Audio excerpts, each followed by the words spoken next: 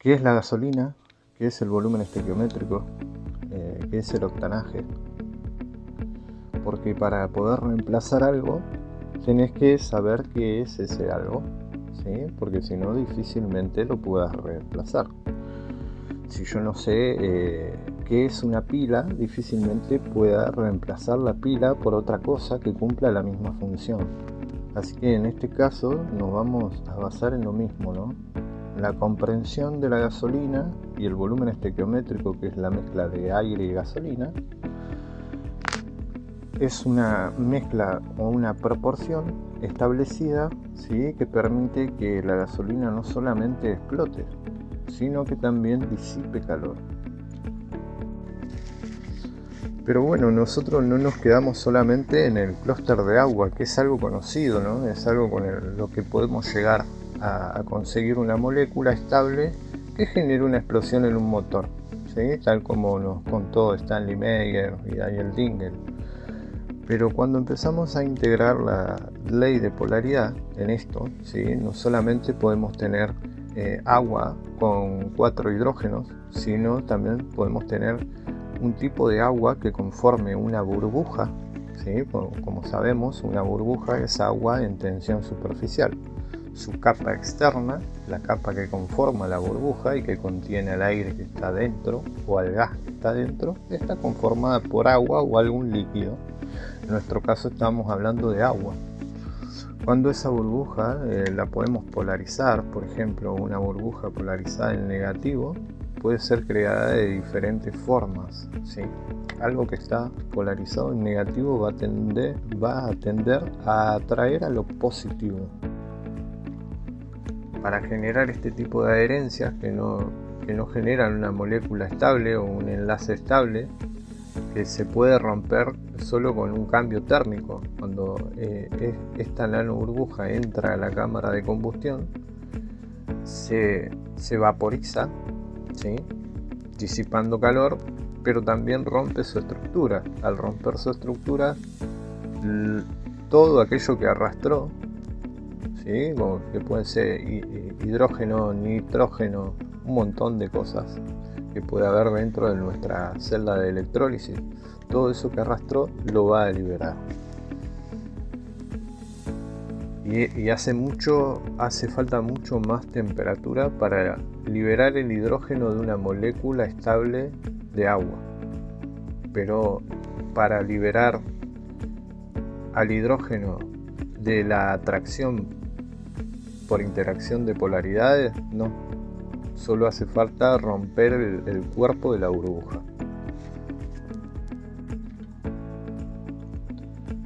Si tenemos en cuenta que la disipación de calor latente por vaporización es un fenómeno que mantiene vivo al motor, ¿sí?, no puede faltar. Por eso lo que se hace en la mezcla o volumen estequiométrico es calcular una cantidad que va a explotar y una cantidad que solamente va a disipar calor de la cámara de combustión. ¿Cómo calculan eso los ingenieros? ¿Cómo se calcula la cantidad que explota y la cantidad que no explota? El recorrido o la velocidad en la cual sube y baja el pistón, ¿sí?, le da un tiempo a la explosión, ¿sí? No tiene más que ese tiempo para generar la explosión, porque es muy rápido lo que pasa en la cámara de combustión. Esa cantidad de tiempo que genera el recorrido del pistón mientras sube y baja solo quema el 35% de la cantidad total del volumen estequiométrico que entró a la cámara de combustión. La velocidad determina la cantidad de quemado.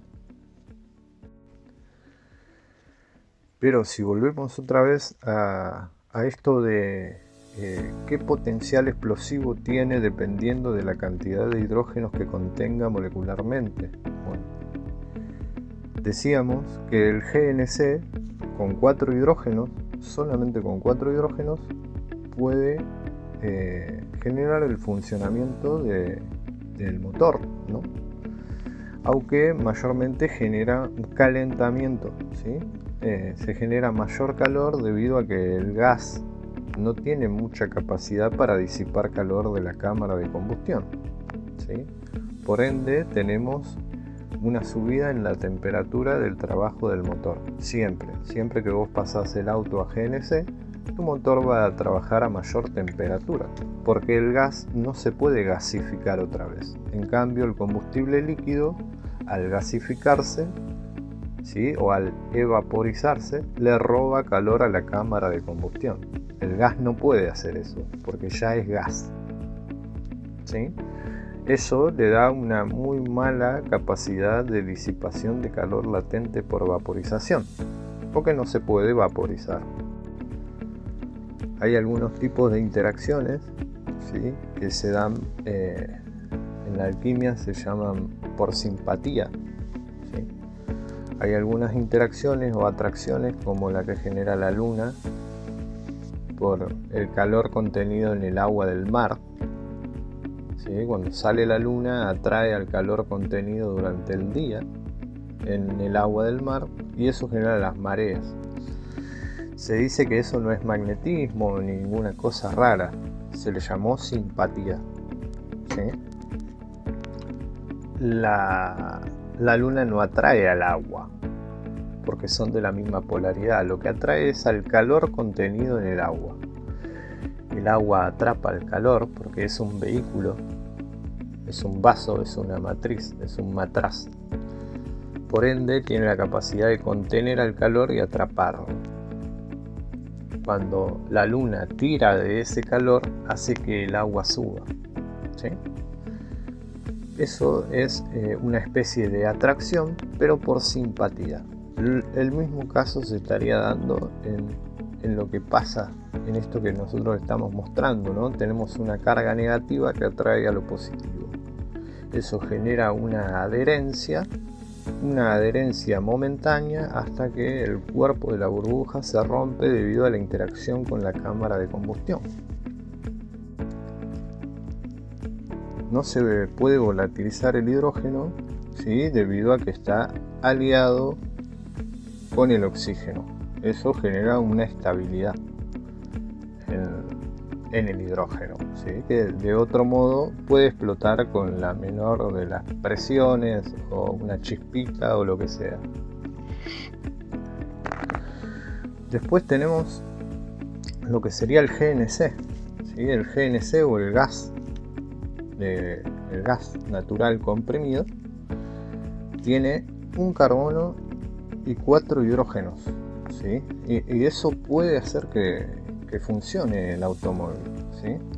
O sea que para llegar a tener un combustible que cumpla las funciones del GNC con agua, no estaríamos muy lejos, ¿sí? Ahora sí estaríamos muy lejos de generar el mismo torque o la misma capacidad explosiva que tiene la gasolina, que tiene 18 hidrógenos. La gasolina tiene 18 hidrógenos, 8 carbonos. El gas natural comprimido tiene un carbono y 4 hidrógenos, ¿sí? El agua tiene 2 hidrógenos y un oxígeno, ¿sí? Si nosotros entendemos, cuando nosotros tenemos burbujas, nanoburbujas, que están creadas o polarizadas en vacío, y esas burbujas están hechas con clústeres de agua, ¿sí? Ahí vamos a tener un agua con un gran potencial de hidrógeno. Lo que pasa es que los hidrógenos se mantienen estables mientras estén adheridos a la capa superficial de agua. Está en tensión superficial. Pero cuando entra cada una de estas burbujas, que está hecha por clústeres de agua, que tiene adheridas así cargas positivas, y si sale de una celda de electrólisis va a tener hidrógenos y iones adheridos a su capa externa. Así que cuando eso entra a la cámara de combustión e interactúa con el calor que allí existe, se libera todo este gas en la cámara de combustión, y ese gas lo podemos también utilizar en la explosión, ¿sí? Este tipo de adherencias que no son moleculares, por ende no tienen la misma estabilidad. Entonces, ¿es posible prender un motor usando algún tipo de combustible en base a agua? Sí, es posible. Es posible si uno entiende qué es el combustible, primero y principal, porque para reemplazar algo tenés que saber qué estás reemplazando. Pues yo no puedo poner un palo donde va una pila, porque a mí me parece que el palo es más lindo. No, esas estupideces no funcionan. Una vez que entendés qué es lo que querés reemplazar, lo podés reemplazar. ¿Sí? Para quitar la gasolina de un motor tenés que saber para qué se usaba la gasolina en el motor. Una vez que sabés para qué se usaba la gasolina en el motor, podés crear algo que cumpla las funciones que cumplía la gasolina en el motor. ¿Sí? Lo mismo pasa con el GNC, lo mismo pasa con todo. Hay que tener un previo análisis de aquello que uno quiere reemplazar. ¿Sí? Porque las cosas no son mágicas, no es porque Dios te ama y porque no, las máquinas tienen una lógica, están hechas con un diseño muy específico, unas cantidades de cada cosa muy específica y no atienden al amor y todas esas estupideces. Por más que le estemos metiendo agua y el agua es hermosa y lo que vos quieras, hay que tener un entendimiento de lo que se está haciendo. Una vez termina el tiempo de explosión, ¿sí? el gas que podría seguir combustionando ya es expulsado por la cámara, por el escape, ¿sí? Así que no le da tiempo a seguir combustionando. Por ende nos queda siempre un residual de vapor de gasolina para disipar calor de la cámara de combustión, ¿sí? Que en nuestro caso de cada litro estaríamos usando un 650 mililitros solamente para disipar calor de la cámara de combustión, ¿sí? Que sería todo esto de aire y todo esto de gasolina, el 65% se usó para disipar calor de la cámara de combustión, no se usó para explotar. La mayoría de la gente supone que la totalidad del combustible que entra al motor explota, y no es así. Otras personas le llaman combustión incompleta, ¿no? Pero combustión incompleta da lugar a pensar que hay algo que está funcionando mal o que los ingenieros se equivocaron con la cantidad de combustible que entró al motor. Y no, en realidad está calculado para que una parte explote y para que la otra disipe calor de la cámara de combustión. Entonces, como decíamos, estamos lejos de generar el potencial del GNC, que ya pone en funcionamiento a un motor. No, porque un clúster de agua es una molécula de agua que tiene 4 hidrógenos, igual que el GNC, que en su molécula tiene 4 hidrógenos. Si el potencial que nosotros necesitamos para que el motor explote y todo gire son solamente 4 hidrógenos, podemos tenerlo haciendo esta modificación en las moléculas de agua, generando clústeres de agua. ¿Qué son los clústeres de agua? Es una molécula de agua ionizada, se puede ionizar de diferentes maneras, ¿sí? La molécula de agua es muy susceptible a determinados cambios si nosotros sabemos cómo efectuar determinados procesos en el agua, como por ejemplo el cambio en la polaridad, el cambio en la EC, que es la electroconductividad, el cambio en el pH, ¿sí? Con diferentes desbalances en esos parámetros podemos generar que el agua esté más o menos disponible para determinados procesos. En el caso de la ionización necesitamos determinados procesos, ¿sí? Que generen un desbalance en la EC para que haya un aporte de iones, ¿sí? Pero bueno, es más amplio. Todo esto lo explicamos en el libro de Código Meyer. Si nosotros entendemos un poco los trabajos que se pueden hacer con el agua, vamos a empezar a ver algo que se llama clúster de agua. ¿Sí? Un clúster de agua es una molécula ionizada que puede cargarse con más de los 2 hidrógenos que normalmente tendría una molécula normal de agua, ¿no? La molécula de agua ionizada, ¿sí?, o estructurada, puede generar una aleación con más hidrógenos sin alterar su formato de agua, ¿no? Seguiría siendo un agua un tanto especial debido a tener más hidrógenos de los que debería, ¿sí? Pero no es difícil generar un clúster de agua y muchos de los clústeres de agua podrían terminar teniendo 4 hidrógenos, ¿sí? Tendríamos moléculas que pueden tener 2 hidrógenos y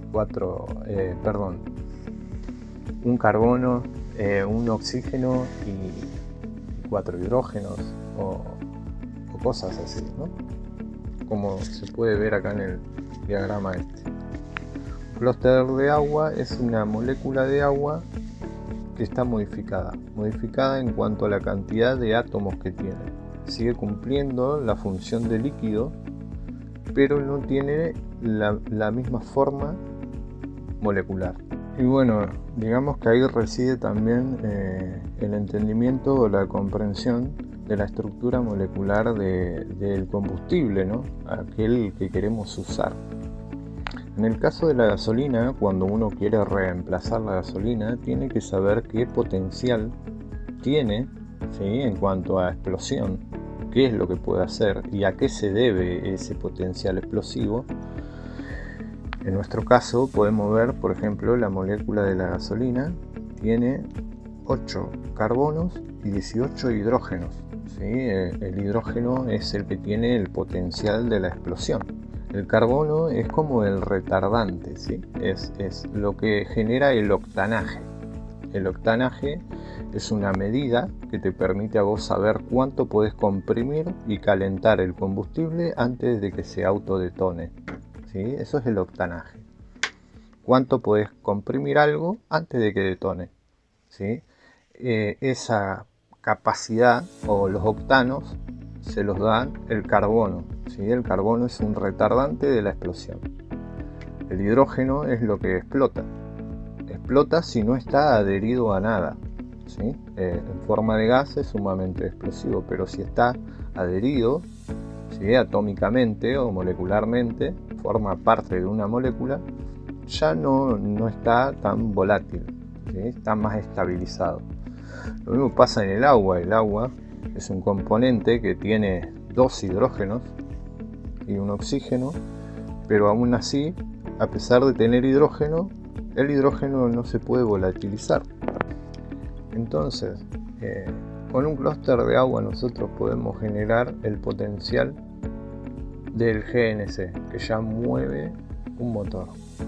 Pero si a eso nosotros le adherimos esta cualidad negativa que genera adherencia de hidrógenos que estén sueltos en el agua de nuestra celda de electrólisis, eso va a generar un agua que tenga mucho mayor potencial que el agua normal, o que un clúster de agua, o que incluso el GNC, ¿sí? Eso es lo interesante de entender, que llegar al potencial que tiene el GNC lo podemos hacer con un clúster de agua, que es una molécula ionizada. No hay mucho más. Pero generar el potencial que tiene la gasolina es mucho más difícil, porque tenemos que llegar a 18 hidrógenos, ¿sí? En este caso, haciendo este tipo de cuestiones en el agua, que pueden generar esa adherencia de hidrógenos libres, podríamos llegar a generar una molécula que tenga mucho mayor explosividad a la hora de querer aprovechar el torque, ¿no? Pues es lo que nos pasa también cuando ponemos GNC. Debido a que la molécula tiene solamente 4 hidrógenos y es lo que se aprovecha como potencial para generar torque, no tenemos tanto torque. No es lo mismo en la nafta vos tenés 18 hidrógenos. Eso es igual a torque.